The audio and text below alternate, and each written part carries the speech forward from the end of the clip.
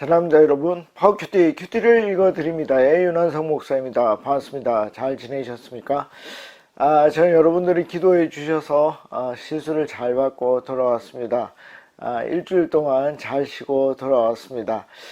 이 시간은 우리 20분 정도 가는 시간입니다. 우리 하나님의 말씀을 깊이 읽고 뭐 해야 되죠? 왜?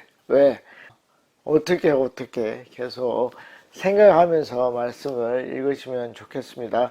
자, 우리 시그니처하고 시작하도록 하겠습니다. 자, 지난번에 우리가 창세기 19장 32절까지 했습니다. 오늘은 이제 33절부터 보도록 하겠습니다. 그 밤에, 이 밤은 이제 그 롯과 롯의 딸들이 이제 어떤 일을 하게 됩니다. 그 밤에 그들이 아버지에게 술을 마시게 하고, 자, 어떤 일을 하는지 보겠습니다. 큰딸이 들어가서 그 아버지와 동침하니라. 여러분, 이게 그냥 어떤 전륜을 어기는 것이다. 뭐 그렇게 볼 수도 있습니다. 그런데 제가 요 앞 시간에 말했듯이 뭐가 문제라는 거죠? 이들이 이런 생각이 큰 죄의식 없이 이루어진다는 것입니다. 그 이유는 그들의 세상에 물들어 있었기 때문입니다. 그들의 세상은 어디입니까? 소돔과 고모라. 소돔과 고모라가 뭐 예를 들면 동성애도 하고 윤관이나 이런 것도 그냥 자연스럽게 이루어지는 그런 상황이었기 때문에 이들이 이런 성적인 부분에 의미를 두지 않은 것이죠. 그게 안타깝다는 것입니다. 그리고 이들이 기도하기 전에, 그러니까 저는 이들이 하나님을 몰랐다라고 생각하지 않습니다. 왜냐하면 롯도 하나님을 알았다고 봐야 되는 것이고, 롯이 하나님을 안 이유는 삼촌 아브라함을 통해서 아는 것입니다. 그러니까 이들도 다 알 것입니다.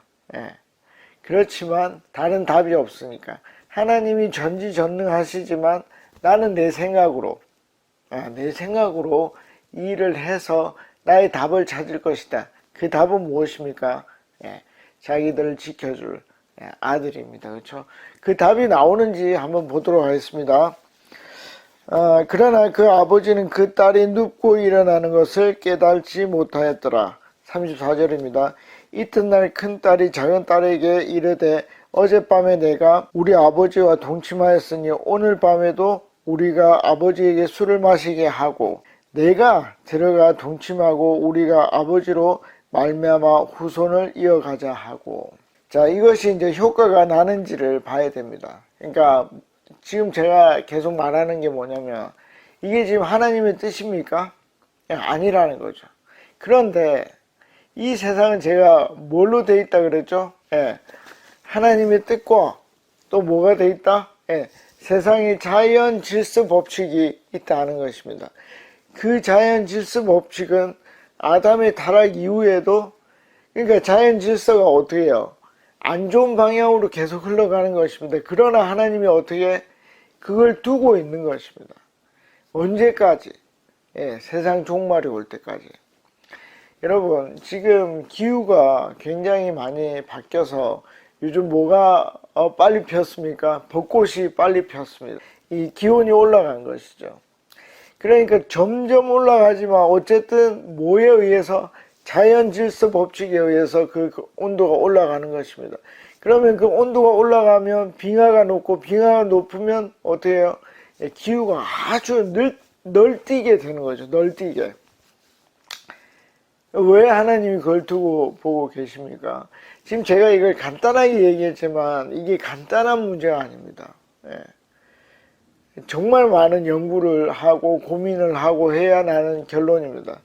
제가 지금 말하는 거는 뭐 같습니까? 이 자연 질서 법칙이 어떻게 해요? 안 좋은 쪽으로 흘러가도 하나님이 계속 허용하고 있다는 것을 얘기를 하는 것입니다. 그러니까 하나님은 뭐 자연 질서 법칙을 굉장히 높이 본다는 것입니다. 근데 우리는 보통 기도가 어떻죠? 그 자연 질서 법칙을 거스르는 일을 많이 하죠. 예를 들면 내가 안 좋은 거 먹고 안 좋은 거 먹고 안 좋은 거 먹고 계속 안 좋은 거 먹어서 몸에 병이 생기면 우리가 어떻게 기도하죠? 그걸 거스르는 기도를 하는 거죠. 그러니까 물론 이제 거스르는 기도해야 됩니다. 그리고 하나님의 그 기적이 나타나야 됩니다. 하나님은 그 기적 나타내는 걸 기뻐하십니다. 그러나 그 기뻐하는 만큼 이 자연 질서 법칙을 그대로 안 좋게 유지하는 것도 굉장히 중요하게 보고 있다는 것입니다. 그게 하나님이 우리에게 주는 것이에요. 그 이유가 뭐냐면 우리에게 자유의지를 준 것도 마찬가지거든요. 이 자유의지가 세상이 악해지면 악해질수록 더 안 좋은 쪽으로 흐를 겁니다. 그러나 하나님이 이 역사가 끝날 때까지 어떻게 해요? 그 자유의지를 그대로 둘 것입니다. 뭐와 같이? 자연 질서 법칙과 같이. 그러니까 어떻게 되죠? 어떻게 되냐면 이 딸들의 나쁜 일이, 하나님 보시기에 좋지 않은 일이 어떻게 될 거다? 열매를 맺을 거다 하는 것입니다. 열매를 맺을 겁니다. 괜찮은 결과를 얻을 것입니다. 좀 재미난 얘기를 해보면, 이 진도가 많이 나가야 되는데 그냥 재미난 얘기를 좀 해봅시다. 저는 이제 굉장히 극보수의 신앙을 가지고 있는 교파에 있었기 때문에 지금도 마찬가지고, 저는 주일날 공부를 하지 않았습니다. 왜냐하면 그게 주일 성수라고 생각했기 때문에. 사실 지금은 조금 생각이 바뀌었지만 너 다시 또 그렇게 할 거냐, 그렇게 하면 저는 그렇게 할 겁니다. 그게 왜 제 신앙에 도움이 되기 때문에.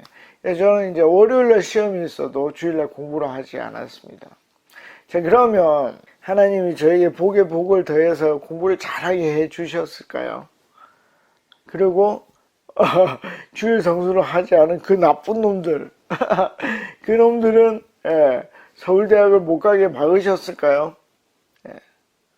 이 답이 들어있는 거예요.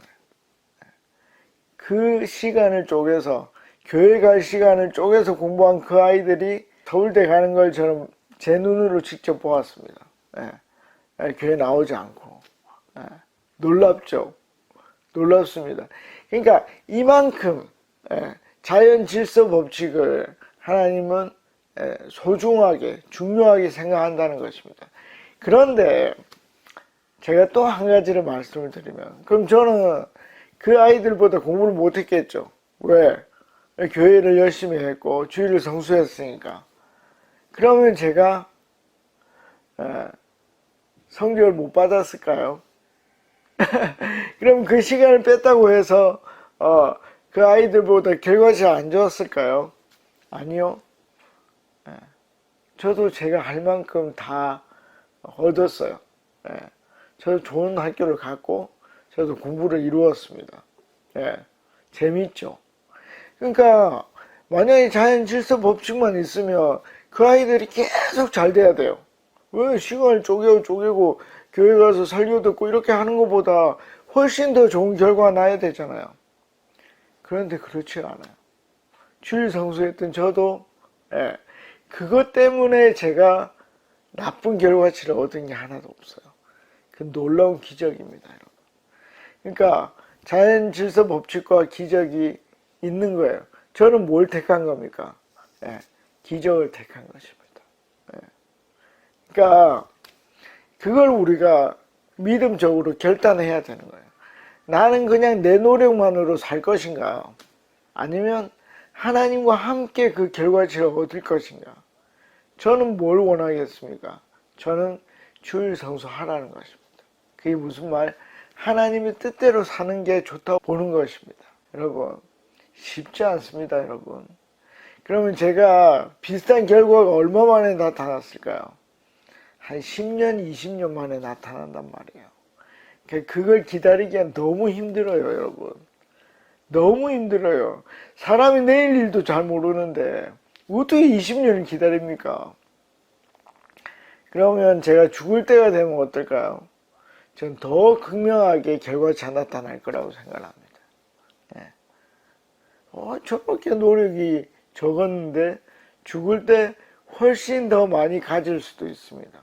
그렇지만 이 롯의 첫째 딸과 둘째 딸은 하나님의 방법을 택하지 않았어요. 자연 질서 법칙을 택했어요. 그래서 뭘 얻었을까요? 당연히 아들을 얻을 것입니다. 얻었는지 보겠습니다.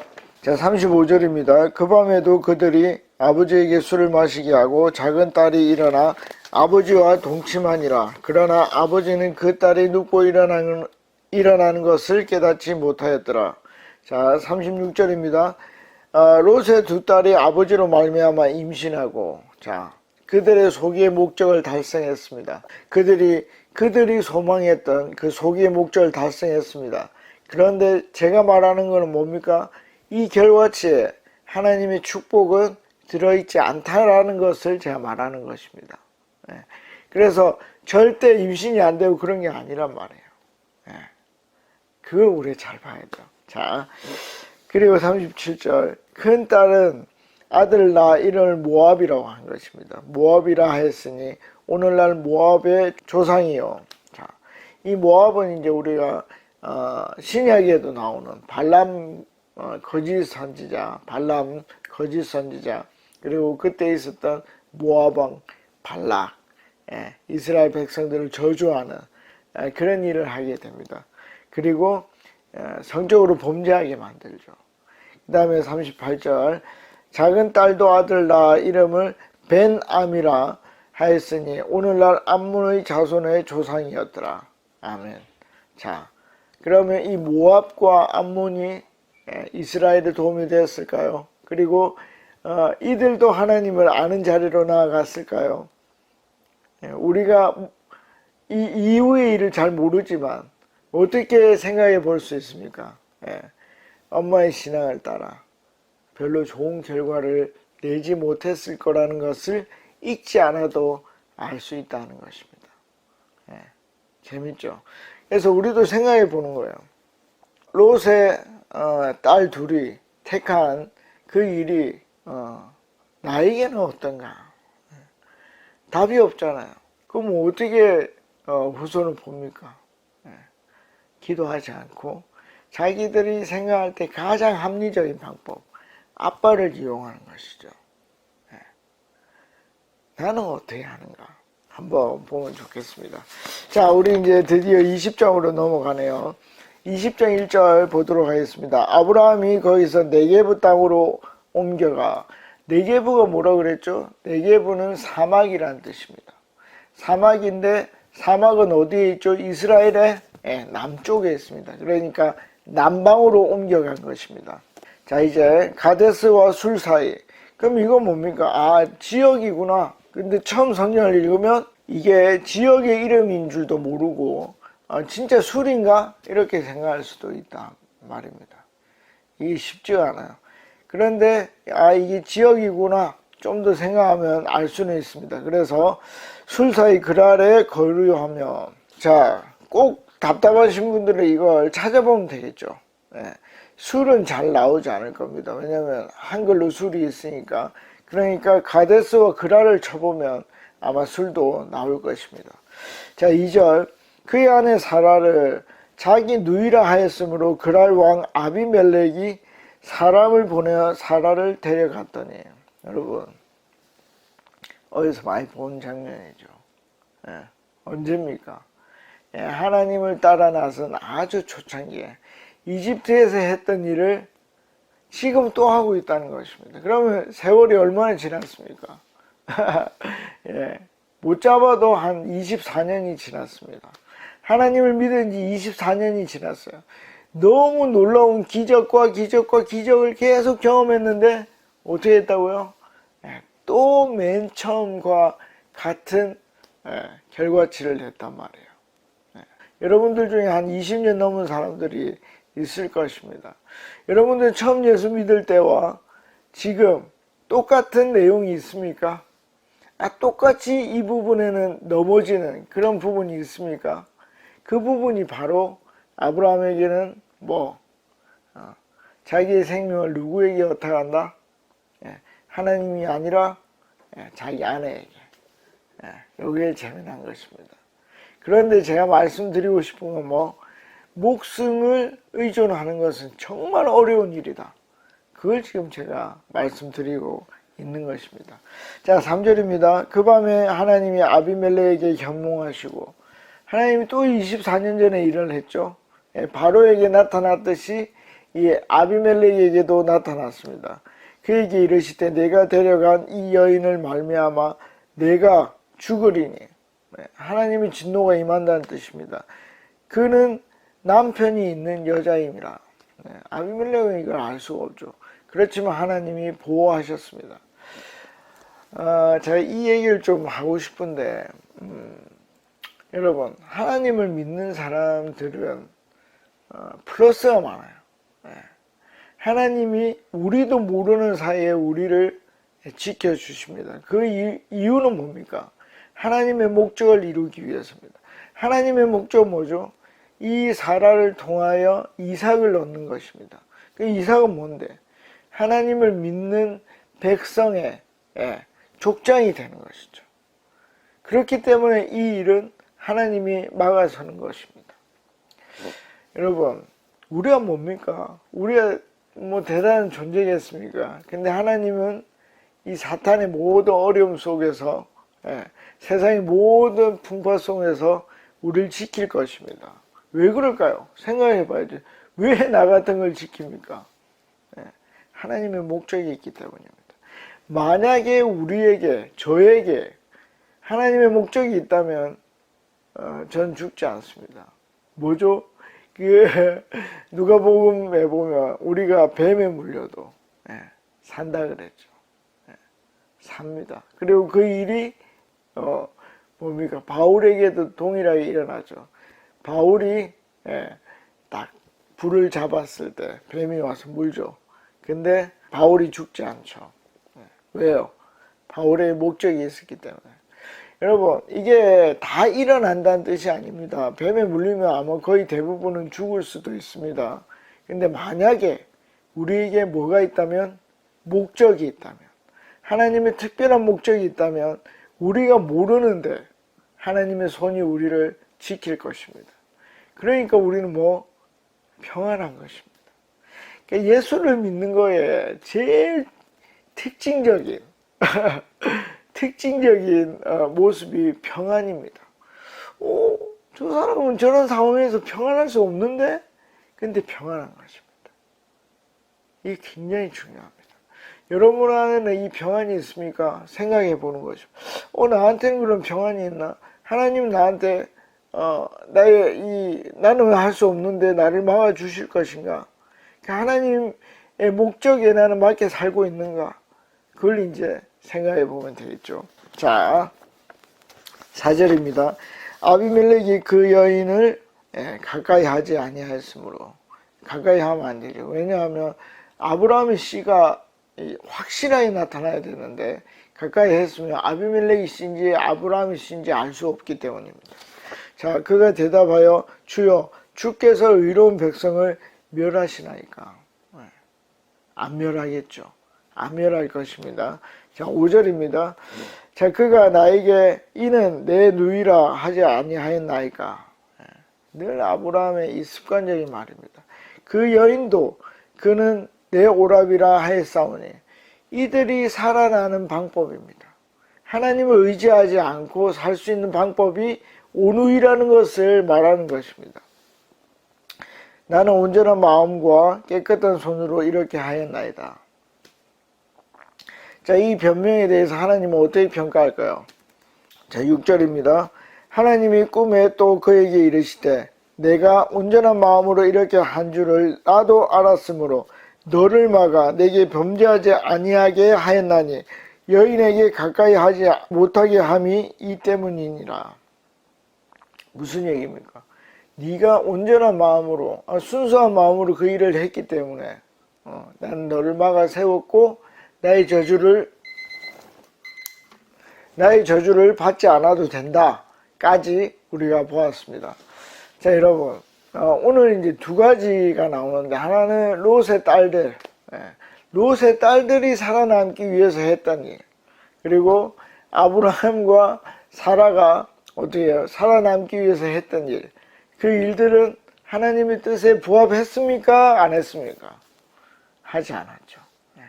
그런데 그들에게 결과치가 있었습니까? 없었습니까? 있었죠. 그것도 당장 보기에는 뭐 긍정적인 결과. 뭡니까? 롯의 딸들에게는 후손이 생겼고 아브라함과 사라는 당자의 목숨을 건졌습니다. 자, 그럼 우리는 어떻게 할 것입니까?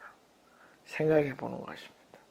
깊이 생각해 보고 그 안에서 하나님을 발견할 수 있으면 좋겠습니다. 다음에 뵙겠습니다. 안녕히 계십시오. 파워.